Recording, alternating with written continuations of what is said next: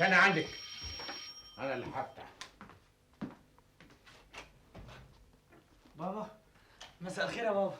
جاي منين يا حبيبي؟ جاي من الورشه. وكمان لسه بتكذب عليا؟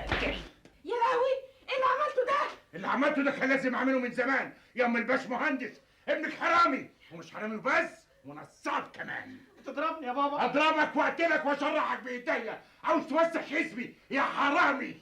حرام عليك، ما تقولش عليه كده. حرام عليا انا ولا حرام على المحروس ابنك اللي عاوز يوسخ سمعتي؟ حرام يا علي، حرامي على اخر الزمن.